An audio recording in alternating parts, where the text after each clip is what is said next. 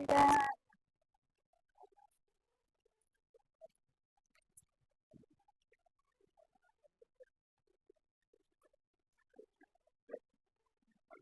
କଣ ପଢା ହଉଥିଲା? ଓହୋ ସେଇଟା ସରିନି ନା ବଡ ବିଷୟ।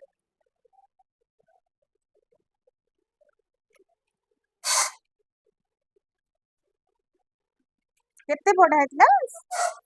10 ପେଜ ପଢା ହବ। ନୂଆ ପିଲା ବୋଧେ ଆସିଛନ୍ତି କେତେ ଜଣ? ନା ଆଉ ଆର କ୍ଲାସ ରେ ସମସ୍ତେ ଥିଲ? କିଏ ନଥିଲା ଆର କ୍ଲାସ ରେ? ତମେ ତମେ ତ ଆଗରୁ ଆସିନଥିଲ ଆର କ୍ଲାସ ରେ। ତମେ ନୂଆ ଆଜି ନୂଆ ଆଜି ଆଜି ଫାର୍ଷ୍ଟ କ୍ଲାସ ଅପସନାଲ ର। ଆଚ୍ଛା ତମେ ତମେ ଆସିଥିଲ ତ ଆର କ୍ଲାସ ରେ? ହଉ ଯୋଉମାନେ ଆସିନ ଦେଖିନବ ଯାହା ଯାହା ପଢା ହେଇଛି ସବୁ ଦେଖିନବ ହେଲା। କାହିଁ କହିଲ ବଡ ବିଷୟ ଟା ଯଦି ସବୁ କ୍ଲାସ ରେ ରିପିଟ ହବ ଟାଇମ ହବନି ସରିବନି ବହି ଦେଖିଲ କେତେ ମୋଟା ଆହୁରି ବହୁତ ଗୁଡାଏ ବିଷୟ ଅଛି। ଲାଷ୍ଟ କୁ ଦେଖିବା ହେଲା ଯୋଉ ଗୁଡାକ ଯୋଉ ପିଲା ଆସିନଥିବ ପଢଉଥିବା ଆମେ ଲାଷ୍ଟ କୁ ଯଦି ସମୟ ମିଳିଲା ତାହେଲେ ସବୁ ବିଷୟ ରିଭିଜନ କରିବା ପାଇଁ କି ତାହେଲେ ରିଭିଜନ କରିବା ନହେଲେ ଆଗ ସାରିବ ଗୋଟେ ରାଉଣ୍ଡ ନହେଲେ ବହି ସରେନି ପ୍ରାୟ 10 ନମ୍ବର ପେଜ ବାହାର କର ସେଇଠୁ ପଢା ହବ।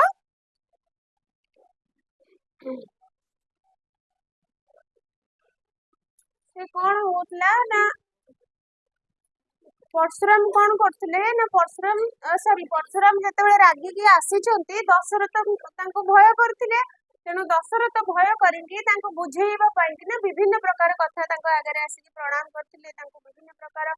କଥା କହିଥିଲେ। ପରଶୁରାମ ମଧ୍ୟ ତାଙ୍କୁ ରାଗି କରି ପ୍ରଥମେ ଯେତେବେଳେ ଦଶରଥ ପାଇଥିଲେ ମୋ ପୁଅର ବିବାହର ପାଇଁ ତୁମେ ଆସିଛ ହୁଏତ ଖବର ପାଇକି ଆପଣ ଆସିଲେ ଆପଣଙ୍କ ଦର୍ଶନ ହେଲା ମୋର ପୁଣ୍ୟ ମିଳିଲା ମତେ ଗଙ୍ଗା ସ୍ନାନର ପୁଣ୍ୟ ମତେ ମିଳିଛି ଆପଣଙ୍କର ଦର୍ଶନ ପାଇଁ ତାପରେ ତାଙ୍କୁ ବିଭିନ୍ନ ପ୍ରକାରର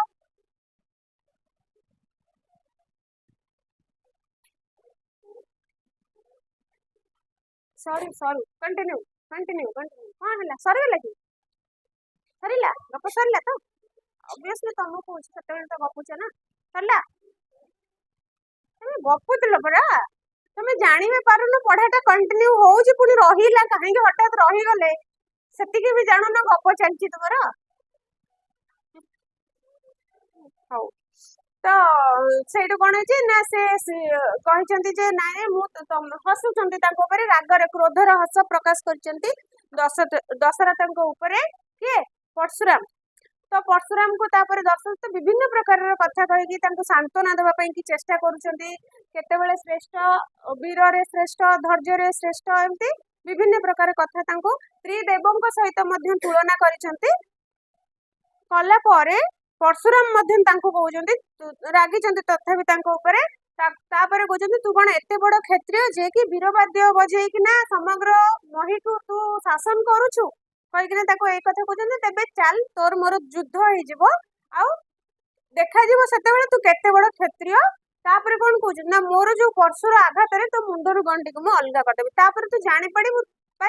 ତୁ ନିଜକୁ ଯୋଉ ବଡ ରାଜା ବୋଲି ଭାବିକି ଏଇ ଯୋଉ ବୀରବାଦ୍ୟ ବଜଉଛୁ ତାପରେ ତୁ ଜାଣିପାରିବୁ ତୁ କେତେ ତୁଚ୍ଛ ବୋଲିକିନା ସେତିକି ବାଟ ଆମର ସରିଥିଲା ତେବେ ସେ ବୋଲିବା ତୁ ବଡାଇ ନୃପତି ଏହା ସାମାନ୍ୟ ନାହିଁ କେହି କ୍ଷତ୍ରି ତାପରେ ତୁ ଜାଣିବୁ ତୁ କେତେ ସାଧାରଣ କ୍ଷତ୍ରିୟଟେ ତୁ ଯୋଉ ନିଜକୁ ବଡ ବୋଲି ଦେଖେଇ ହଉଛୁ ଯେତେବେଳେ ତୋର ମୁଣ୍ଡ ଗଣ୍ଡି ଅଲଗା ହେଇଯିବ ତୁ ଜାଣିପାରିବୁ ତୁ ଗୋଟେ ସାଧାରଣ କ୍ଷତ୍ରିୟ ଏତିକି କହିଛନ୍ତି ତାପରେ ପଡିବ ସଦା ଶିବର ଧନୁ ଭାଙ୍ଗିଲା ନ ଶୁଣାଗଲେ ପଛରେ କହିବ ହେଲା ଶୁଣା ଯାଉଛି ତ ହେଲା ପାଟି କି କରନି ଶୁଭାଯିବ ଏତେ ଦୂର ନା ଲାଷ୍ଟ ପିଲାଙ୍କୁ ନହେଲେ ଶୁଭାଯିବନି ଯଦି ନ ଶୁଣାଯିବ କିମ୍ବା କୋଉ ଶବ୍ଦ ବୁଝା ପଡିବନି ଲାଷ୍ଟରେ ଯୋଉ ବେଞ୍ଚ ରେ ବସିଛ ତାହେଲେ ମତେ ଠିଆଇକି ରିପିଟ କରିବ ମୁଁ ଆଉ ଥରେ କହିବି ହଁ ଠିକ ବିଷୟଟାକୁ ଭଲସେ ଦେଖ ସଦାଶିବର ଧନୁ ଭାଙ୍ଗିଲା ଜୀବନ ହିଁ ପୁତ୍ର ସେ ତୋହର କାହିଁ ବୋଲି ବୋଇଲେ ଭୃଗୁ ଗୋତ୍ର କହିଲେ ଭୃଗୁ ବଂଶର ସେ ହଉଛନ୍ତି ମାନେ ଜନ୍ମ ହେଇଥିଲେ ଭୃଗୁ ବଂଶରେ ଜନ୍ମ ହେଇଥିଲେ ବୋଲି ତାଙ୍କୁ ଭୃଗୁପତି କୁହାଯାଏ ତ କେତେବେଳେ ଭୃଗୁ ଗୋତ୍ର ବୋଲି କୁହାଯାଏ ଭୃଗୁ ଗୋତ୍ର କହିଲେ ପରଶୁରାମକୁ ଆମେ ବୁଝେଇବା ସେ କହୁଛନ୍ତି ଯେ ସଦାଶିବଙ୍କର ଧନୁ ଯିଏ ଭାଙ୍ଗିଥିଲା କି ରାମଚନ୍ଦ୍ର ଭାଙ୍ଗିଥିଲେ ଏ କଥା ମଧ୍ୟ ଦଶରଥଙ୍କର ପୁତ୍ର ରାମଚନ୍ଦ୍ର ବୋଲିକି ଏ କଥା ପରଶୁରାମ ଜାଣିଛନ୍ତି ତେଣୁ କହୁଛନ୍ତି परशुराम दशरथ को जे तोर जो पुत्र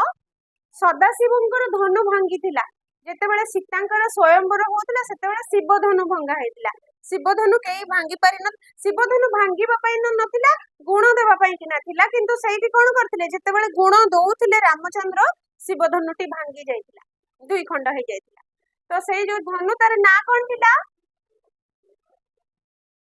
शिव धनुर ना कोन हाँ पिनाक नामक धनु धारण करते बोली शिवंकर भी आउ गोटे ना पिनाकी तेणु से पिनाक नामकर शिव धनु को जी भांगी थिला जो पुत्र तोर भांगी थिला ताको एबे से जानिबा को तार बळ परीक्षा करिया को चाहउचंती सेति पई कहउचंती सदाशिवर धनु भांगिला जेबण ही पुत्र तुम्हर जेउ पुत्र शिवंकर धनु भांगी थिले से तोहर काहे बोली बोले भृगुगत सेई पुत्र तोर कुआडे गला जे शिव धनु भांगी देथिले काहे कि ये रागी चंदी आहुरी तंकर राग बढ़ी जाइए कहीं ना शिवं को से तंकर आराध्य होचंदी शिव परशुरामंकर आराध्य देवता होचंदी शिव से शिवं को पूजा करते तेणु जेतेबेले तंकर आराध्य धनु किए भांगी देछि एक रे तो क्षत्रिय वंश निपात करथिले बोली तापर क्षत्रिय जो वीरबाद्य शुणिकिना रागी चंदी तापर पुणी जानिबा को पाइलेनी जे तंकर आराध्यर धनु ये भांगी चंदी तेणु आहुरी कोप भर हेकी से पुत्र तोर कुआडे गला जे कि सदाशिवंकर धनु भांगी थिला ताहार बळे जे बड़ा वीर तोर काहे अछि पुत्र तोर देखिबा न पड़ो तापले पुणी कहउचंती तारी बळ रे तू तो गोटे छारो राजाटी जेहेतु तोर पुत्र शिवंकर धनु को भांगी देइचंती सेति पई तते लागुची से हला सकल शक्ति सामर्थ्यर अधिकारी तांकर बଳରେ ताकू माने जमते कहतनी जनकर बापा बଳରେ पिला बलियान देखौची बापा टंकारे छुआ धनी देखैबा सेमते एठी तांकू मध्ये परशुराम कहउचंती तू तोर पिलार शक्ति राउ सामर्थ्य बଳରେ निजको बलियान राजा बोली देखौछु से पुत्र तोर कुआडे गला ताहार बळे माने सेई रामचंद्रंकर तोर पुत्रर बଳରେ तू बजाऊ वीर तू वीरवाद्य बजाउछु ना ता पाई कि भाबुछु जे से शिव धनु भांगी देला बोली सकल शक्ति ता पाखरे निपुण होई कछबा से सकल शक्तिर आधार भाबी कि तू वीर तुर बजाउछु देखै कि काहे अछि पुत्र तोर देखबे देखा तो तोर से पुत्र काहे ताको टिके हमें देखिबा हे नृपवर राजा मनक मध्यरे श्रेष्ठ राजा देखा तू तोर पुत्र को जे कि शिव धनु भांगी देइतिला और जहार बळरे बळियान हे कि तू आज वीरवाद्य बजन करू से पुत्र तोर कुआडे गला काहे ताको टिके हम सामने को आण ए कथा कहउचंती परशुराम दशरथ को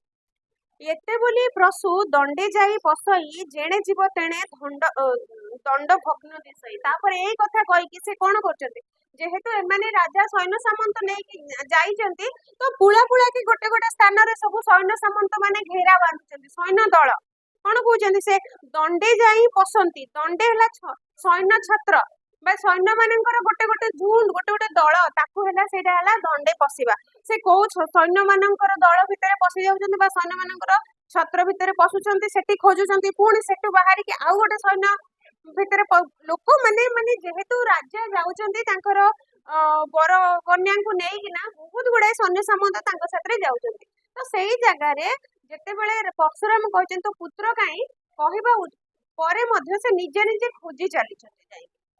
कोठी कोठी सैन्य मानक भितर पसिकी खोजुचंती तो सेटु बाहरी के आउ गोटे सैन्य मानक भितर खोजुचंती दल दल हे जो सैन्य छत्र अछि ता भितर से खोजिबारे लागिचंती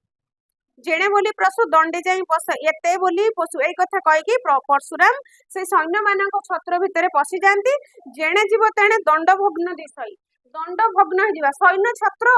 भांगी जाउतला अर्थात गोटे जगह रे बहुत गुडा सैन्य ठिया आइचंती दल हेकिना छत्र जोड़ा कहबो हमें सैन्य छत्र बोली कहबा तो से जेतेबेले गोटे दल रे पसि जाउचंती रामचंद्र को खोजिबा उद्देश्य रे सेतेबेले कोन होची ना सेठी उपस्थित थिबा समस्त सैन्य माने जो ग्रुप हेकिना अछंती एकजुट हेकिना अछंती से माने सब डरी कि परशुराम तांको दल रे पसुचंती बोली किए कुआडे छत्र भंग दियंती अर्थात जे जुआडे जे निज जीवन विकल रे पळई जानती दौड़ी जो भी से सैन्य दल जो ग्रुप भितर से पसि जाउचंती से सैन्य माने छत्र भंग देउचंती जेणे जीव तेणे दंड भग्न दिसई दंड भग्न माने से जो ग्रुप है ठिया है से सब भांगी की बिछड़ी जाती कि कुआडे दौड़ी की पळई जाती रथ गज अश्वे पाई के पळांती दृष्टि पसर जाए केही न रंती तापरे जेतेबेले से जो दौड़ की पलांती छत्रभंग दियंती किए केउ भली भाबरे छत्रभंग दियंती बा को सैन्य माने केउ भली भाबरे केते दूर को केमिति लुचि पलांती परशुराम को देखिकी से कथा मध्य कवि एठी वर्णना करचंती कमती ना रथ गज अश्वे किछि सैन्य सामंत ता भितरे रथरे अछंती किछि गजरे अछंती आउ किछि अश्वरे हाथी रे किछि घोड़ारे माने जेतेबेले गोटे राजा युद्ध करिया को बाहरे बा जेतेबेले तार राज्य रु बाहरे से कोन पद पादर सैनिक माने थांदी देखि चारिटा थांदी गोटे हला हाथी रे बसिकी गोटे हला रथारूढ़ रथरे बसिकी ना आउ किछि थांदी योद्धा आउ किछि थांदी हाथी रे बसी युद्ध करथांती किछि घोड़ारे सैनिक माने युद्ध करथांती आउ किछि तळे चालिकी पादरे सैनिक माने युद्ध करथांती तो गोटे राजार चारि आडू जो घेरिया पई चारिटा युद्ध कौशल बा चारिटा आरोहण रे से माने युद्ध करथांती रथ हो बा गज हो कि घोड़ा हो कि पदचारी हो तो से माने कोन करंती ता भितरु जो माने रथरे अछंती आउ गज आउ अश्वरे अछंती बा हाथी घोड़ारे अछंती पाइक माने पाइके पळांती पाइक कहले सैन्य सॉरी हां सैनिक माने जो माने सैनिक श्रेणी बा जो सैन्य दल माने से माने कोन करंती रथ गज अश्वे पाइके पळांती किए ताको घोड़ा जे घोड़ारे अछि से घोड़ा चले कि पळौची परशुराम को देखिकी कि जे हाथी रे अछि हाथी बाहर करिकि पळौची जे रथ अछि रथ को आगु को नै कि पळौचंती जे जहारे डरिकी समस्त जानिचंती परशुराम होचंती क्षत्रिय मानकर पई कि गोटे जम सदृश समस्त को से मारि देबे से सर्वश्रेष्ठ शक्तिशाली सेठी पई कि ना समस्त डरिकी तांको पळौचंती दृष्टि पसर जाए दृष्टि पसर कहले दृष्टि प्रसारण पर्यंत जे पर्यंत आखि को देखा न जिवा पर्यंत दृष्टि प्रसार कहले दृष्टि प्रसारण पर्यंत अर्थात लोक देखा न जिवा पर्यंत एते दूर को जाई कि लुचि जान जेमति कि परशुराम को देखा न जिवे देखा गले सिना से मारिबो तेनु तांको देखा न जिबा भलिया जागा को से माने जाई लुचि जांदी दृष्टि पसर जाए केही न रहंती अर्थात आखि को देखा जिवा पर्यंत परशुराम रा आखि को देखा जिवा पर्यंत से आखपाख अंचल रे मध्य कोनोसी सैनिक माने रुहंती नै समस्ते जे जा बाटे रे दौड़ी की लुचि पळांती तांको सम्मुखरु के बोलई कोठार न पिटई पुणी के बोलई न पुण पकाई सिरहाणी के तांको भितर कथावार्ता होचंती के बोलई बा के कहउचंती कोठार न पिटई पुणी काले कोठार गले परशु तांकर जो परशुरामकर हाथ रे जोथिबा फारसाटी अस्त्रटी न पिटई पुणी काले सेतरे पिटी पकेइबो कि काले से कोठार रे बा से तार परशुरे हमकु पिटी पकेइबो कि कथावार्ता होचंती आउ के कहउची तो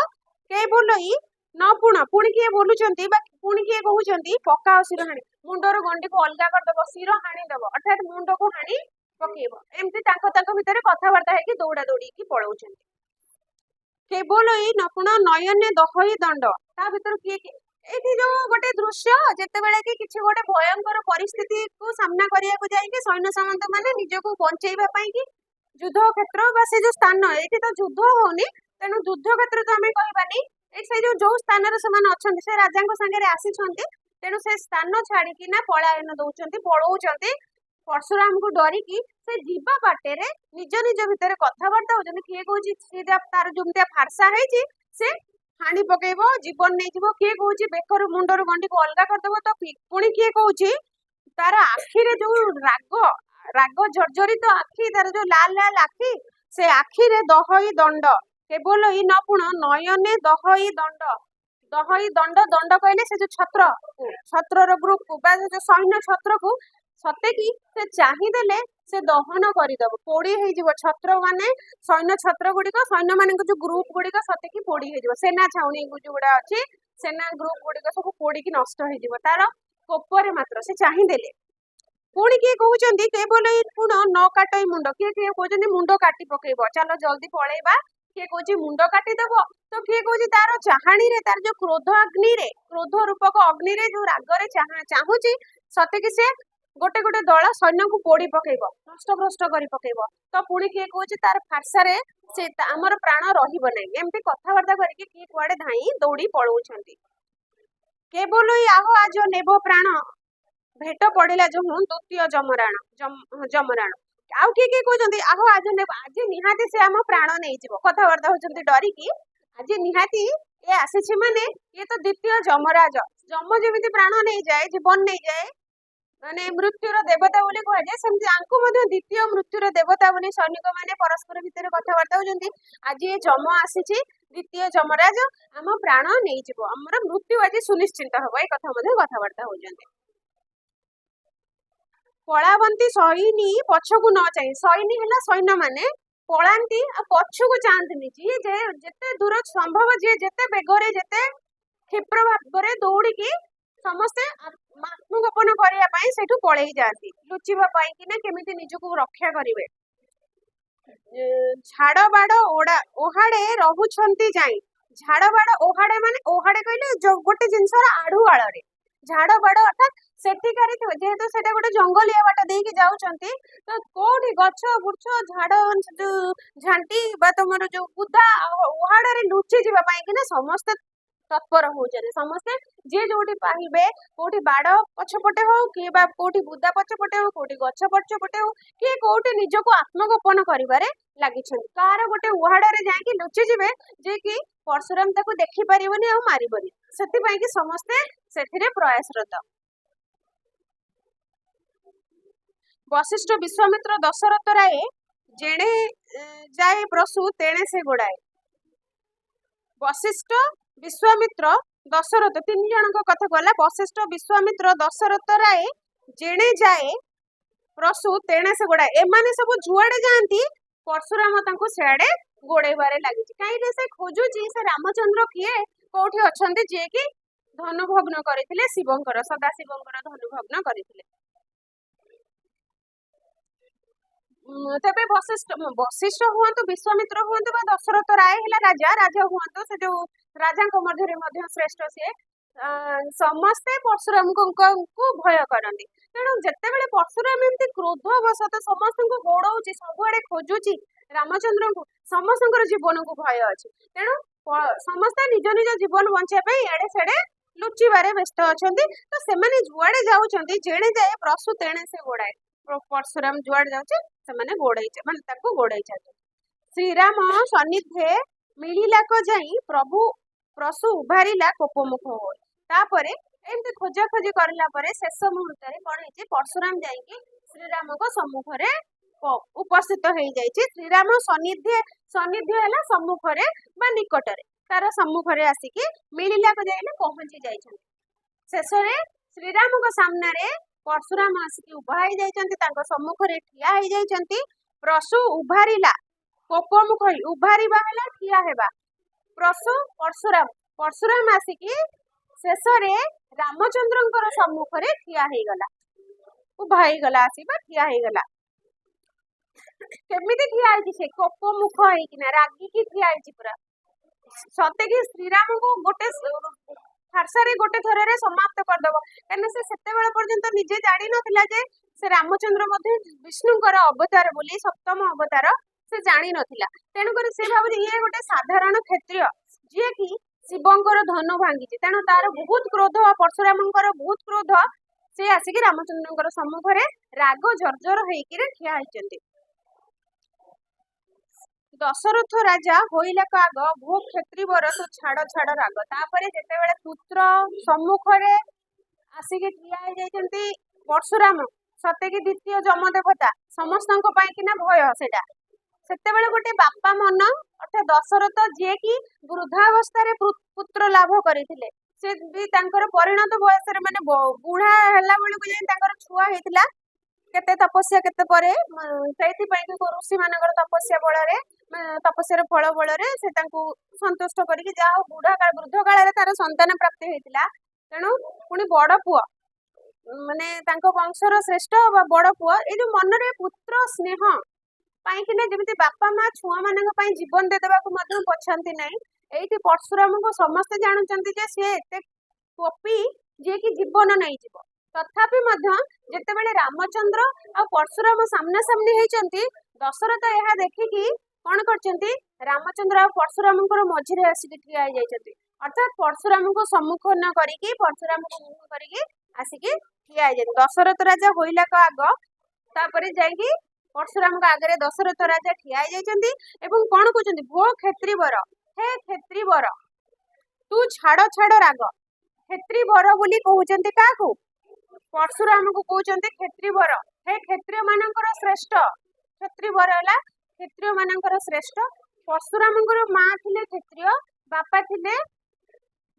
जमदग्नि ऋषि जड़े तेणु से उद्देश्य से परशुराम कहते हे क्षत्रिय श्रेष्ठ क्षत्रिय वर तू छाड़ छाड़ राग तू ए राग छाड़ी दियो एते राग नहीं कि जेहेतु पुत्र सामने अच्छे काले रागिले पुत्र को मारी पकेब तेणु कहते तुम राग तुम तुम क्रोध को एबे छाड़ी दियो अपुत्रिक पुत्र मारिब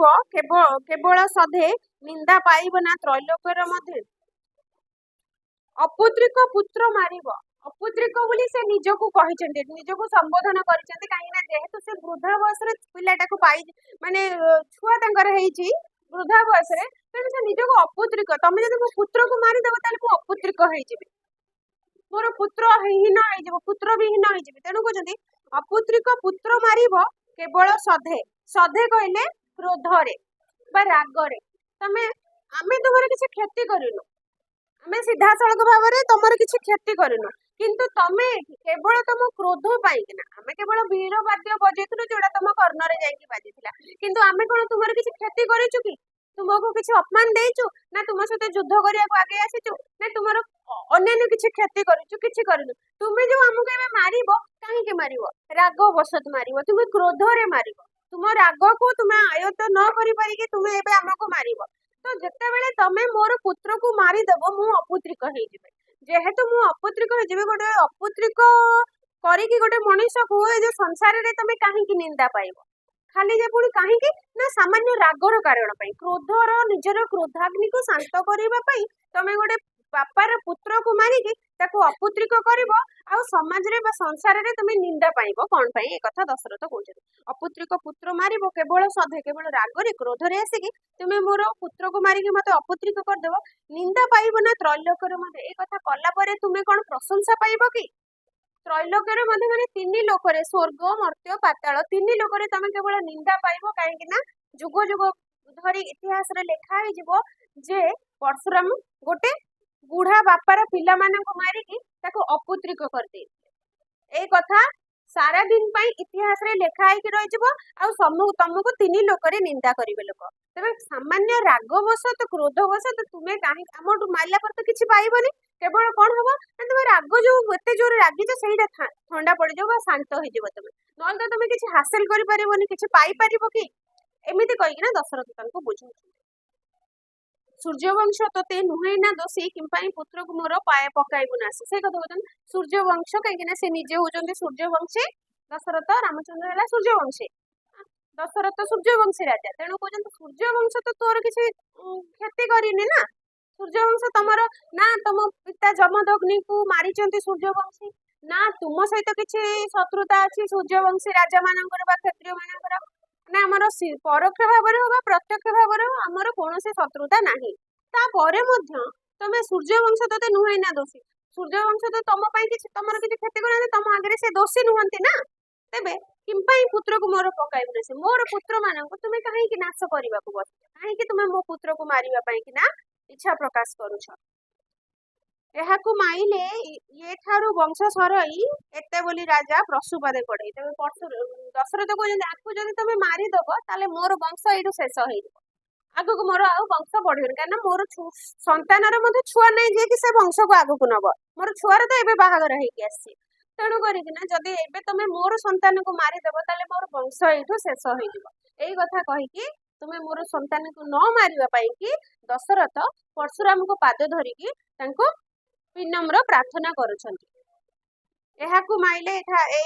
एठारू वंश सरई एते बोली राजा प्रसुपादे पड़े परशुराम पाद तले पड़ी कि राजा दशरथ एई भली भाबरे विनम्र प्रार्थना करुछंती जे मोर संतान को तुमे मार नै जदि मो संतान को मारिबो ताले मोर वंश बुड़ी जिवो एठु मोर वंश आगु को बढ़ी परिबो नै दंते तीरण धरी करई दईनी बेले क रक्षा कर मते ब्रह्ममुनि दंते तीरण धरी मान तीरण कहले घास कुटा को बुझेबा साधारणतः कौन हुए ना जिते बड़े प्रायश्चित करिया को पड़े बा क्षमा प्रार्थना करिया को पड़े आमे हमर हिंदू धर्म रे गोटे कथा अछि कोन जते गो ब्राह्मण हत्या कले ଗାଈ ହତ୍ୟା କୌଣସି କାରଣରୁ ହେଇଯାଉଛି ଦେଖିଥିବ ସହରାଞ୍ଚଳରେ ତ ତା ଦେଖିବାକୁ ମିଳେନି କାରଣ ସହରରେ ତ କିଏ ପର୍ସନାଲି ଗାଈ ଫାଇ ରଖନ୍ତିନି ଏତେଟା ତେଣୁ ଏତେ ଦେଖିବାକୁ ମିଳେନି ଗାଁ ଅଞ୍ଚଳରେ ଏଇଟା ଦେଖିବାକୁ ମିଳେ ଜଣେ ଲୋକ ଗାଈ ଗୋରୁ ଚାଷ ମାନେ ସରି ଚାଷ ନ ରଖିଛି ଚାଷ ମଧ୍ୟ ଗାଈ ଗୋରୁ ଚାଷ କରିବା ମାନେ ଗାଈ ଗୋରୁ ରଖି କ୍ଷୀର ଉତ୍ପାଦନ କରିକି ମଧ୍ୟ ବିକ୍ରି କରୁଛନ୍ତି ସେଟା ମଧ୍ୟ ଗୋଟେ ପ୍ରକାର ଚାଷ ଯୋଉ ଡାଇରୀ ଫାର୍ମ ଯେମିତି କରୁଛନ୍ତି ନାଇଁ ତ ଯାହା ବି ହଉ ଯୋଉମାନେ ଗାଈ ଗୋରୁ ରଖିଥାନ୍ତି କିଛି ବି କାରଣବଶତଃ ଯଦି ସେ ଗାଈଟି ତାର କାଉ ସାଇଡରେ ରହିକି ଯୋଉ କଣ କହୁଛି ଗାଈ ରହ ଗୁହାଳରେ ରହିକି ପଘାଟା ବନ୍ଧା ହେଇଥାଏ ତାକୁ ଗୋଟେ ବାନ୍ଧିଥାନ୍ତି ତା ଦେହରେ ମରିଯାଉଛି କିଛି ବି କାରଣ ପାଇଁ ରାତିରେ ମରିଗଲା କି କୋଉଠି ଦେଖିନି ଲୋକଟା ଦେଖିନି ତାର ମାଲିକ ଦେଖିନି ମରିଯାଉଛି ତାହେଲେ ତାଙ୍କୁ ଲାଗେ କି ବହୁତ ବଡ ପାପ ହେଲା କାହିଁକିନା ସିଏ ନିଜେ ଯେହେତୁ ସେ ଗାଈକୁ ପାଳନ କରିବା ପାଇଁ ପ୍ରତିଶ୍ରୁତିବଦ୍ଧ ସେ ଗାଈର ରକ୍ଷାକର୍ତ୍ତା ତେଣୁ ତାର ଗୁହାଳରେ ଗାଈଟି ମରି ଯାଇଥିବାରୁ ପଘା ତାଙ୍କୁ ଲାଗେ ପଘା ଯଦି ବେକରେ ନଥାନ୍ତା ହୁଏତ ସେ ତାର ଜୀବନ ବଞ୍ଚେଇ ପାରିଥାନ୍ତା କୋଉଠି ନା କୋଉଠି ଯାଇକି ହୁଏତ ବନ୍ଧା ହେଇଛି ବୋଲି ତା ଜୀବନ ସେଟା ହେଇପାରେ ନ ବି ହେଇପାରେ ହୁଏତ ତାର ଜୀବନ ସେତିକି ଥିବ କିନ୍ତୁ ଲାଗେ ମଣିଷଙ୍କୁ ଯେହେତୁ ଆମ ହିନ୍ଦୁ ଧର୍ମରେ ସେଟା ଅଛି ହୁଏତ ତାର ଜୀବନ ବଞ୍ଚି ଯାଇ ପାରିଥାନ୍ତା କି ମୁଁ ପଘାରେ ବାନ୍ଧି ଦେଇଥିଲି ବୋଲି ସେ ମରିଗଲା ସେଥିପାଇଁ କିନା ସେ ପାପରୁ ପ୍ରାୟଶ୍ଚିତ କରିବାକୁ ପଡେ ସେମାନଙ୍କୁ ସେ ଘରର ଯିଏ ମୁଖ୍ୟ ଥାଆନ୍ତି ସେ କଣ କରନ୍ତି କଥା ନ କହିକି କୁଟା ଘାସ ର ଗୋଟେ ବନେଇକି ତାକୁ ପାଟିରେ ଦେଇକିନା ଦନ୍ତରେ ଦେଇକି ମାନେ ଦାନ୍ତରେ ରଖିକି ସେ 5 ଘର କି 7 ଘର ଭିକ୍ଷା ମାଗିଥାନ୍ତି ଭିକ୍ଷା କଥା ନ କହିକି ଲୋକ ଜାଣିଯିବେ ଯେ ଏଇଭଳି ବେଶରେ ଆସିଛି ମାନେ ଏଇଭଳି କିଛି ଘଟଣା ଘଟିଛି ତାର ଗାଈଟି ମରିଛି ହୁଏତ ପଘାରେ ତେଣୁ କରିକି ସେ ଆସିକି ଭିକ୍ଷା ମାଗିକିନା ତାକୁ ପୂଜା ପାଠ ବହୁତ ପ୍ରକାର ପୂଜା କରନ୍ତି 5-7 ଘର ଭିକ୍ଷା ମାଗିଥାନ୍ତି ନେଇକିନା ତାକୁ ପ୍ରାୟଶ୍ଚିତରେ ଲଗେଇଥାନ୍ତି ତ ଏଇ ଯୋଉ ଘଟଣାଟା ସେ ଯୋଉ ପ୍ରାୟଶ୍ଚିତଟା କାହିଁ କରନ୍ତି ମାନେ କ୍ଷମା ପ୍ରାର୍ଥନା କରେ ଅର୍ଥାତ୍ ମୁଁ ସେ ଗାଈଟିକୁ ରଖିଥିଲି ମୋର ମାନେ ହେଫାଜତରେ ରହିକି ମଧ୍ୟ ଯେହେତୁ ମୁଁ ତା ବେକରେ ପଘାଟି ବାନ୍ଧିଥିଲି ତେଣୁ ତା ମୃତ୍ୟୁ ପାଇଁ ମୁଁ ଦାୟୀ ମୁଁ ସେଥିପାଇଁ କିନା ପ୍ରାୟଶ୍ଚିତ କରୁଛି ମୁଁ କ୍ଷମା ପ୍ରାର୍ଥନା ମାଗୁଛି ଭଗବାନଙ୍କ ପାଖରେ କ୍ଷମା ପ୍ରାର୍ଥନା ମାଗୁଛି ଏଇ କଥା ଆମର ପୁରାଣରେ ବି ମଧ୍ୟ ବର୍ଣ୍ଣନା କରାଯାଇଛି ଶିବ ମଧ୍ୟ ଏକଦା ଏମିତି କାମ କରିଥିଲେ କାମଧେନୁ ନା ନାଇଁ ଆଉ ଗୋଟେ କୋଉ ଗାଈ ସେ ନାଁଟା ମୋର ମନେ ପଡୁନି 3ଟା ଅକ୍ଷର ଗାଈର ନାଁଟା ଏକ୍ଜାକ୍ଟଲି ମାନେ ଏବେ ପାଇଁ ମନେ ପଡୁନି ସେ ଗାଈର ନାଁ କଣ ଏମିତି ଶିବ ତାଙ୍କୁ ମାରିଥିଲେ ସେଇଥିପାଇଁ କି ସିଏ ମଧ୍ୟ କୈଳାସ ଘରୁ ବାହାରିକି ଯାଇକି ଭିକ୍ଷା ମାଗିବ ନିଜ ପାଖ ଆଖରେ ଭିକ୍ଷା ମାଗି ପାରିବନି ହବନି ସେଇଟା ଅଲଗା ଜାଗାକୁ ଯାଇକି ଘରୁ ବାହାରିକି ଯାଇକି ନା ପାଦ ଖାଲି ପାଦରେ ଚାଲି ଚାଲି ଭିକ୍ଷା ମାଗିବାକୁ ପଡେ ଯୋଉଟା କି ପୁରାଣରେ ବର୍ଣ୍ଣିତ ଶିବ ମଧ୍ୟ ସେମିତି କିଛି କରିଥିଲେ ପ୍ରାୟଶ୍ଚିତ କରିବା ପାଇଁ ତ ଏଠି ଆମେ କହିବା ସିଏ ଏଇଠି କିଛି ଗାଈ ହତ୍ୟା ହେଇନି ବା କିଛି କୌଣସି ସେଇଭଳି କିଛି ଧରଣର କାର୍ଯ୍ୟ ହେଇନି କିନ୍ତୁ ଏଇଠି ଦନ୍ତ ତୀରଣ ଧରି କହିବାର ଅର୍ଥ ନା ସିଏ ଯୋଉ ଭଳି ଭାବରେ କଠିନ ପ୍ରାର୍ଥନା ବା ଦାନ୍ତରେ ଧରିକିନା ଯୋଉ ପ୍ରାୟଶ୍ଚିତଟି କରନ୍ତି ବା ଭିକ୍ଷା କ୍ଷମା ଭିକ୍ଷା କରନ୍ତି ଏଇଟା ସେଇଭଳି ନିଜ ପୁତ୍ରକୁ ବଞ୍ଚେଇବା ପାଇଁ ଦଶରଥ ମଧ୍ୟ ସେଇଭଳି କ୍ଷମା ଭିକ୍ଷା କରୁଛନ୍ତି ପରଶୁରାମଙ୍କ ସାମ୍ନାରେ ସେଥିପାଇଁ କହୁଛନ୍ତି ଦନ୍ତେ ତୀରଣ ଧରି କରଇ ଦଇନି ଗୁହାରି କରୁଛନ୍ତି ଦାନ୍ତରେ ଘାସ କୁଟା ଲଗେଇ ଧରିକିନା ଗୁହାରି କରିବା ଅର୍ଥାତ୍ ଅତ୍ୟନ୍ତ ମାନେ ନିଜକୁ ସମର୍ପଣ ଭାବ ଦେଖେଇକିନା କଷ୍ଟ ମୁଁ ମୋର ପୁତ୍ର ପାଇଁକିନା ମୁଁ ତୁମ ପାଖରେ କ୍ଷମା ପ୍ରାର୍ଥନା କରୁଛି ଆମେ କିଛି ଭୁଲ ନ କରି ମଧ୍ୟ ମୁଁ କ୍ଷମା କରୁଛି ଅର୍ଥାତ୍ ନିଜକୁ ସେ ସେଠି ସମର୍ପଣ କରିଦେଇଛନ୍ତି ପରଶୁରାମଙ୍କ ପାଖରେ ତେଣୁ ସେ ସେଇଠି ଗୁହାରି କରୁଛନ୍ତି ତାଙ୍କୁ ଦନ୍ତେ ତୀରଣ ଧରି କରଇ ଦଇନି ବେଳକ ରକ୍ଷା କର ମତେ ବ୍ରହ୍ମମୁଣି ବେଳକ ହେଲା ଏ ସମୟରେ ମତେ ହେ ମୁନିବର ମତେ ରକ୍ଷା କର ମୋର ପୁତ୍ରକୁ ତମେ ନ ମାରିକି ମୋର ବଂଶକୁ ନଷ୍ଟ ନ କରିକି ମତେ ଏଇଭଳି ବିପଦରୁ ରକ୍ଷା କର ମତେ କ୍ଷମା କର ଏଇ କଥା କହୁଛନ୍ତି ଦଶରଥ ପରଶୁରାମଙ୍କ ସାମ୍ନାରେ ପୁଅନ୍ତ ଛାଡି ମତେ ପକା ମାରି ମୋର ଦୋଷ ନାହିଁ ତତେ ତପଚାରି ପୁଣି ପୁଅନ୍ତ ପୁଅକୁ ଛାଡିକି ପୁତ୍ରକୁ ପୁଅନ୍ତ ଛାଡି ଅର୍ଥାତ୍ ପୁତ୍ରଙ୍କୁ ଛାଡିକି ମୋ ପୁତ୍ରକୁ ଛାଡିକି ମତେ ପକା ମାରି ମତେ ମାରିଦିଅ ପରେ ମତେ ମାରିଲେ ତୁମକୁ ଦୋଷ ଲାଗିବ ନାହିଁ କିନ୍ତୁ ମୋ ପୁତ୍ରକୁ ଯଦି ମାରିବ ତାହେଲେ ଅପୁତ୍ରିକ କରିଥିବା ଗୋଟେ ଲୋକକୁ ଅପୁତ୍ରିକ କରୁଥିବାର ଦୋଷ ତୁମକୁ ଲାଗିବ ତେବେ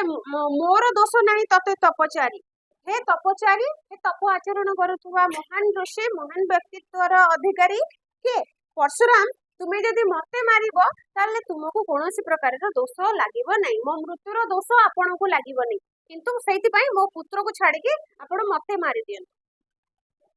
ରାଜାର ପ୍ରବୋଧ ନ ଘେନାଇ ଋଷି ପୁଣି ଶ୍ରୀରାମ ଛାମୁରେ ମିଳେ ଆସି ରାଜାର ଯୋଉ ବୁଝେଇବା ଶୈଳୀ ପ୍ରବୋଧ କରିବା ହେଲା ସାନ୍ତ୍ୱନା ଦେବା ବା ବୁଝେଇବା ରାଜା ଯେତେ ପ୍ରକାର ବୁଝେଇଲେ ମଧ୍ୟ ସେ ତାକୁ ଖାତିର ନ କରି ନ ଶୁଣି ପରଶୁରାମ ଆସିକି श्रीराम सम्मुख रे उपस्थित हो जाउछंती। श्रीराम छामुरे छामु है सम्मुख रे सामने आसिके उपस्थित हो जाउछंती। कोपिण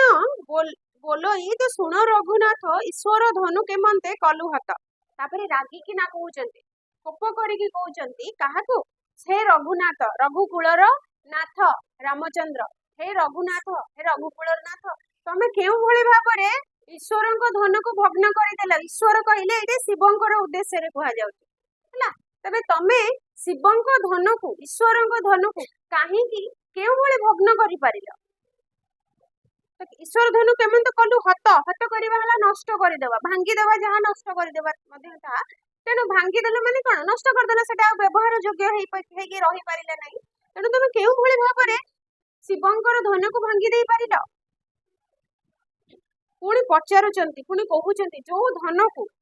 से धनुर एते पराक्रम, से धनु एते शक्तिशाली, इंद्र मध्य से धनुको धरि पारि नांती, सेतरे गुण देई पारंतिनी। इंद्र ही तोली न पारई ताहा। इंद्र देवता मानकर मध्य जे श्रेष्ठ देवराज इंद्र, देवता मानक मध्य जे राजा, वज्र भली एते कठिन अस्त्र को जे हाथ रे धारण करि पारंती, सिए मध्य ए धनु को धारण करि पारंतिनी। तांको पई मध्य कठिन हेई जाए। इंद्र ही तोली न पारंती ताहा, इंद्र मध्य ताको धरि पारंतिनी, हाथ रे धरि पारंतिनी। सामान्य बळ की बहे तोर बाहा, तोर बाहु मत लागुची तते देखिले सामान्य बळ भली लागुची। तोर बाहर एते बळ अछि, तू केमिति सेई सामान्य भली देखा जाउछ। तोर बाहर जो बळ अछि मते तो अति अल्प सामान्य देखा जाउछ, किंतु तू केउ भली भाबरे एभली गोटे विशाल अस्त्र को धनु को भांगी देई पारे, जोटा को इंद्र भली देवता भांगी पारि नथिले बा धरि पारि नथिले। भांगीबा तो दूर करा, से हाथ रे तोली धरि पारि नथिले। तोर ए सामान्य बाहुबल रे तू किभली भाबरे एभली धनु को धरिया पई समर्थ, भांगिया पई समर्थ होई पारिलु। मेरु हूँ गरु से वज्र हूँ आंट अटे। से जो धनुटी मेरु पर्वत थारु भी ये कठिन टाण, आ वज्र ठू आंट। वज्र जोटा आमे कहूचे दधीची ऋषिंकर अस्थि रे बना जाइतला वज्रटी, सेटा एते शक्तिशाली, एते टाण। तेबे कहउचंती मेरु पर्वत ठू एटा गरु हेला ओजनिया, आउ वज्र हूँ आंट, वज्र ठू आहुरी टाण, आहुरी शक्तिशाली से जो धनुटी थिला। तेबे ए तोर भुज लगी से धनु तुटई, तोर ए बाहुर लगी कि ना से धनु भांगी गला। एटा बड़ा आश्चर्यर घटना जे तू तो देखा जाउछु गोटे छोटिया सामान्य बळ नथिला भली देखा जाउछु, साधारण निहाती साधारण क्षत्रिय भली देखा जाउछु। जो शिव धनु को ब्रह्मा इंद्र भली शक्तिशाली देवता धरि पारंते नाही, जो शिव धनु वज्र भली टाणुआ, जो शिव धनु मेरु पर्वत भली ओजनिया गरु, से भली से भली टाणुआ धनुटी को तो केउ भली भाबरे गोटे साधारण बाहुरे भांगी देई पारेलु। तोर हाथ बाजी की तुमर बाहु बाजी की भांगी गला, एटा मु बुझी पारुनी। ए कथा परशुराम रामचंद्र को कहउचंती। जेबण धनुरे त्रिपुरा प्राणहारी, त्रिपुरासुर राक्षस जो असुरर जो धनुरे हत्या होइतिला, से त्रिपुरासुर। शॉर्ट क्वेश्चन आसीबो, शिव धनुरे केउ असुरर मृत्यु होइतिला? त्रिपुरासुर। जेबण धनुरे त्रिपुरा प्राणहारी, ताहा हादे भांगिलु तो दुई खंड करी। तो जो त्रिपुरासुर जे असुर बहुत शक्तिशाली, बहुत शक्ति आ बहुत सामर्थ्यर, से ईश्वरन को वरदान पाइथिला। ताको सेई धनुरे शिव सेई जो धनुरे त्रिपुरासुर को मरण करा जायतिला, त्रिपुरासुर को बद्ध करा जायतिला। किंतु तू हाथ रे देह रे एते बळ जे तू ताको भांगी देलु। तो हाथ से ताहा हादे भांगिलु तो दुई खंड करी। से धनु तो हादे हेला अति सहज रे, तू एते सहज रे किभली भांगी देलु, ताको दुई खंड करी भांगी देलु। ए पेजटा समस्त बुझी पड़लो?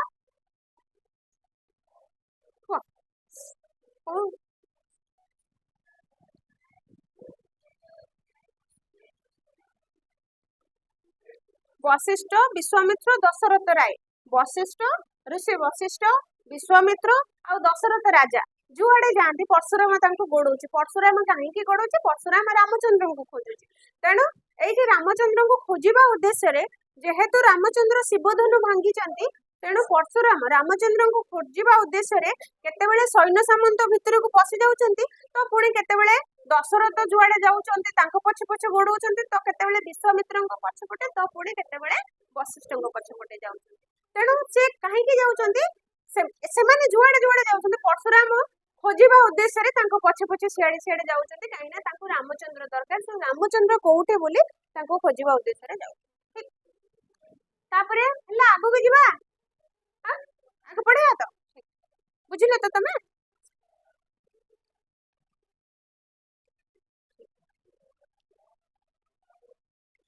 नुआ की आसछंती तमे नुआ आछ आज नुआ बुझि पड़छ ना बुझिले पचारिबो हला जो लाइन की जो वर्ड बुझा पड़ुनी पचारिबो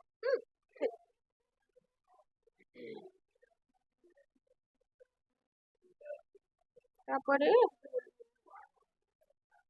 एते कथा कहले परे रामचंद्र सामने रे जेते बेले परशुराम आसिक एते गुडे कथा कहउचंती जहा कथावार्ता हुअंतु से तांको बाटे रे दशरथଙ୍କ मନରେ କିନ୍ତୁ पुत्र काले पुत्रर हानि हेजिबो बोली भय माने गोटे पितृ स्नेह बा पुत्र पितृ प्रेम बापांकर मनरे पुत्र पई जो स्नेहटा अछि ता सेटा सब बेले सेठी देखा जाउची तो सी कोन करूचंती मझरे मझरे बहुत प्रकार रे चेष्टा करूचंती केउ भले भाबरे परशुराम नजर मो पुआ आड़ हटि जाऊ मो सामने पड़ जाऊ से बहुत प्रकार प्रयास कर दशरथ बोलती तू शुणासी शुणासी श्रीराम प्रसूधरटी क्षेत्री तम तापर दशरथ कौन जिते बेले रामचंद्र परशुराम भेटा भेटी हो जाते एते कथा है भितर दशरथ कौन करते बुझेबा को चेष्टा कर परशुराम को परशुराम जेहेतु बुझी ना एबे आसिकी पुत्र माध्यम रे काले पुत्र किछि सम्मान देखैले किंबा किछि नतमस्तक हेकी रही गले सामना लोक जे पुत्र जानिनी ना एते शक्तिशाली पुत्र जानिनी कोन से तो रामचंद्र से तो सब किछि जानिचंती किंतु बापा नजर रे पुत्र किछि जानिनी तेनु बापा निरीह बापाटी बापा मन कोन कहूची ना मो पुओ जदि ए जो परशुराम के सामने रे ठिया आइची से जदि तांको पाखे टिके नतमस्तक हेई जिवो तांको प्रणाम करिवो निजको समर्पण कर देबो तांको पाद तळे हुए तो तार जीवन रक्षा पाई जाय पारे सेही उद्देश्य रे जेतेबेले से परशुराम को बुझाई कि आ बुझाई पारि नांती परशुराम तांको कथा सुनि नांती तपर से एबे आसीचंती राम परशुराम आ रामंकर मझिर पुणी पसि जाइचंती एवं रामचंद्र को कहउचंती तुमे ये होउचंती परशुराम श्रेष्ठ धनुर्धारी श्रेष्ठ क्षत्रिय मानकर विनाशकारी आंकु टिके प्रणाम कर नतमस्तक हे कथा कहउचंती दशरथ बोलंती तो शुणासी श्रीराम हे श्रीराम तमे शुण दशरथ कहउचंती प्रसूधरटी क्षेत्रींकर तम ये हला तम कहिले राहुर अर्थ माने तम तम माने तो अंधकार तमसा अंधकार के दुई हम राहु बोली कहिबा बा दिटा अर्थ कहबा गोटेला तमर अर्थ ले राहु आ गोटेला क्षत्रिय को विनाश करिवार जे श्रेष्ठ तांको अर्थ रे मध्ये बुझेबा क्षत्रियंकर श्रेष्ठ प्रसूधरटी क्षेत्रींकर तम क्षत्रिय मानंकर पई ये होजंती राहु सदृश्य बा क्षत्रिय मानंकर ये श्रेष्ठ सब क्षेत्र को विनाश करि परथुवा श्रेष्ठ राहु जेमती ग्रास करि गले जनकू बा अंधार हे जाए सब किछि अंधकारमय हे जाए राहु ग्रास करिछि कोन जनकर किछि खेती हेले राहु ग्रास करिछि तो सेही भले एटी क्षत्रिय मानक पई ये राहु सदृश्य तांको ग्रास करि पकांती सब क्षत्रिय को से विनाश करि पकांती गोटे अर्थ रे आउ गोटे अर्थ रे जदि हमें नबा ताले क्षत्रिय मानक मध्य रे ये होचंती सर्वश्रेष्ठ धनुर्धारी अर्थात सब क्षत्रिय मानक विनाश करिवार सामर्थ्य तांको पाखरे अछि से सेति पई क्षत्रिय मानकर होचंती तम क्षत्रिंकर तम सेति पई कहले एहांको चरणे तू नमस्कार कर एहा कल्याणी तोते ऐश्वर्य अपार तू तांको चरण रे नमस्कार कर ये होचंती क्षत्रिय मानकर पई राहु सदृश्य अर्थात क्षत्रिय मानकर श्रेष्ठ ये तबे तू जदि आंको नमस्कार करबा को पाद तळे नमस्कार करिवु तबे से कल्याण जदि तते करिवे एहा कल्याणी तांकर कल्याण रे तते ऐश्वर्य अपार तते ऐश्वर्य प्राप्त हेबो अर्थात साफल्य मंडित हेबो तू तते धन संपद ऐश्वर्य भोग विलास सब किछि प्राप्त हेबो एठी जो ऐश्वर्य प्राप्त हेबो कवि लेखुचंती गोटे जिंस को स्वर पकेया पई ऐश्वर्य एठी केबे भी दशरथ मागु नांती जे तते धन रत्न प्राप्त हे जिवो तांकर उद्देश्य अछि कोन ता जीवनटा बंची जाऊ सेति कि यथेष्ट किंतु सेठी से कहिबा उद्देश्य रे कोन कहिबे तुमे ताकू बंचै तांकू नमस्कार कले तुमको फल प्राप्ति हबो ऐश्वर्य प्राप्ति हेबो। शुणिले श्रीराम पितांकर ऐश्वर्यक बाणी सुकासनु ओह्लाई आसंती रघुमुनि। तापरे जेतेबेले शुणुचंती तांकर कथा बापा जेतेबेले आदेश देउचंती जे आ चिन्हट करूचंती ए लोक किए से परशुराम किए तेणु ए कथा शुणी ऐश्वर्यक हला ए कथा मान ऐश्वर्यक बाणी एई भली बाणी बा कथा जेतेबेले बापांक ठारू श्रीराम एई भली कथा गुडी को शुणिले सुकासनु ओह्लाई आसंती रघुमणि। सुकासन सुकासन कहला कहले रथ उपरे पड़िथिबा कोमल आसन से रथ रे बसिक जाउछन्ते रथ उपरे जो कोमल नरम नरम आसन पड़िछि बा जो गद्दी भली पड़िछि ताको कहबा सुकासन। से सेई रथ उपरे जो बसिथिले कोमल आसन रे सेठु ओल्हाई पड़ी तळकु आसिले। सुकासन ओल्हाई आसंती रघुमणि। रघुवंशर मणि सदृश्य रघुवंशर जे श्रेष्ठ सबुठु मूल्यवान जिनिस रामचंद्र रघुकुल रे सेला श्रेष्ठ मूल्यवान जे घरे पुआ बापा माँ कौन पुआटा को कौन कहती आमर सबुठु मूल्यवान जिनसटी बा पुआ हो झील हो समस्ते निज संतान को बापा माँ माने जेमती बापा माँ को आखिर संतान माने मूल्यवान मणि सदृश हीरा धनरत्न सदृश ठीक सेमती पूरा रघुवंश पई रामचंद्र से भली से ओल्हे आसिछन्ते श्रीराम सीता को छाड़ी तले उभा होती तुम्बे परशुराम बोलिण बोलती तापरे श्रीराम राम और सीता जेतेबेले रथ रे बसिथिले सीता को सेठी छाड़ी की रथ रे निजे ओल्हे की आसिछन्ते आ परशुराम को सामने रे सीता कहले सीता को उद्देश्य रे कहउची आ परशुराम को सम्मुख रे आसी ओल्हेचन तापरे तांको प्रणिपात करी कहउछन आपण होचन से परशुराम बोली कहउछन तुम्हें परशुराम बोलिणा बोलती रामचंद्र कहते तुम्हें ताले परशुराम माने जहाँ विषय मुझे शुणी सी होती परशुराम अपार कालर तो पुरातन ऋषि शुणिलु आम देखिलु नि आसी आम शुणिलु आपण को प्राचीन आबाहमान कालर प्राचीन ऋषि बोली मु आपण विषय बहुत कथा शुणी जा हो आज आप सम्मुख में देखा गले आपन को दर्शन करे देखा गली दर्शन कली से कथा कहते अपार कालर कहले केउ असीम कालर बा केउ पुरातन कालर तुमे होच पुरातन ऋषि पुराणा ऋषि तमे होच वयोज्येष्ठ ऋषि शुणिथिलु आमे ए कथा आमे काने रे शुणिथिलु आपनक विषय रे बहुत कथा शुणिथिलु जाहो आज आपण आसी आमे देखिलु नि आसी आज आमे आपनको आखि सामने रे दर्शन मध्य पाई गलु केवण कारण ऑइल तपवंत कहसी कथा तोर शुणिमा क तथ्य केवण कारण केउ कारण पाई की केवण हैला केउ केउ कारण पाई ऑइल तपवंत जी तप आचरण रे मग्न थांती सदा सर्वदा तप आचरण रे मग्न थांती से होचंती तपवंत तापसींकर मध्यरे श्रेष्ठ तेणु को हे तपवंत तुमे केउ कारण पाई एठी आसीछ ताहा मते जानिबार अछि कहसी कथा तोर शुणिमा क तथ्य तुमर प्रकृत विषय कौन तथ्य कौन तुम रहस्य कौन तुम एठी जो आसीछ तार रहस्य कौन कुह आमे ताहा शुणिबा को प्रस्तुत अछु कहसी कथा तोर माने कुहंतु कहसी एला कुहंतु तबे आपण केउ कारण आपण तो जने पुरातन ऋषि आपण तो केउ आबाहमान पुरातन कालर को प्राचीन कालर ऋषि जहां को आमे शुणिथिलु आपण को विषय रे बहुत कथा जाहो आज आपणकर संगे रे दर्शन हेई गला तबे आपण काहे की ए स्थान को आसीछंती केउ उद्देश्य रे ए स्थान को आसीछंती ता टिके कहंतु से आमे ए कथा जानिबा को इच्छा प्रकाश करूछु रामचंद्र कथा कहते जे मु ए कथा जानिया को चाहूची आपण केउ कारण पई ए स्थान को आसीछंती ताहा को ठीक ये थिला गोटे भाग बोधे तापरे आउ गोटे भाग अछि पढ़ियानी 6टा बाजिला पर हाउ एति देखो कोडा डाउट लागुची कि आरो क्लास रे सारिबाडा